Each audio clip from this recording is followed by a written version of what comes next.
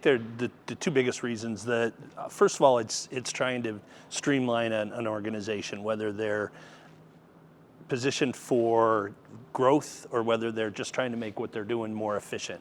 Most of our clients and our prospective clients come to us with a really heavy dependence on spreadsheets, obviously QuickBooks, and some of the older ERP or financial packages. It's really just an attempt to get the organization streamlined and put them in a position, either they're in a hyper growth position or they want to get to that position, and it's really trying to streamline their operations.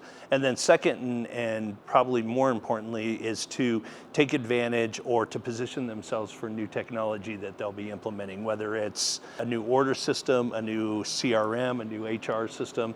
Having that technology on top of the older technology just doesn't make a lot of sense. So it's just an attempt or a chance to really put everything on the same playing field as far as technology. Yeah. Now, when a smaller mid-market manufacturer or distribution company is going through that process you just described and trying to figure out how they're going to use technology to make those improvements, how do their needs and the way they would tackle an ERP project, how is it different for them versus a large manufacturer?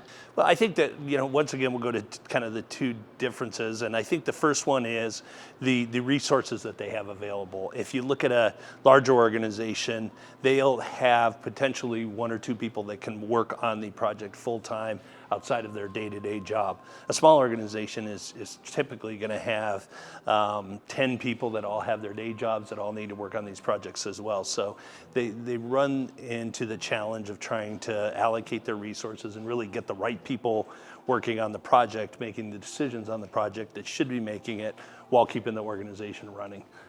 I think second, and probably more important, is where they're coming from and where they're going to. When you're coming from an Excel-based or a QuickBooks-based platform and you're trying to implement this technology, you have a lot of cleanup, you have a lot of different moving parts. Whereas if you're coming from, our larger organizations are usually coming from an ERP package to a more upgraded package. That step is still difficult, but there's a lot less moving parts, and there's a lot, your focus is a lot more there than an organization that's trying to pull all these different parts into one.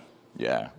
And another thing too that I think is different with the small and mid-market within manufacturing and distribution is you have, in some ways, so many more options to choose from when it comes to technology. So what are some of the different types of technologies that you typically see the small and mid-sized manufacturing distribution companies select and implement?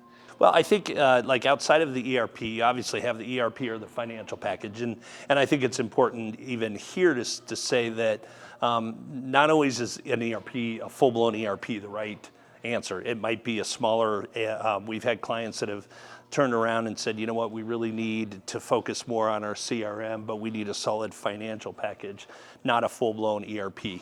But we really tend to focus on the financial packages, on the ERP packages, and the CRM packages as well. There also is a lot of need for an HRIS package to sit on top of the ERP platform, but when you're talking about the small and the mid-sized companies, they're usually outsourcing that HR, so it's really more of an interface to start off with, but what will that be down the road is what we need to look at. Yeah.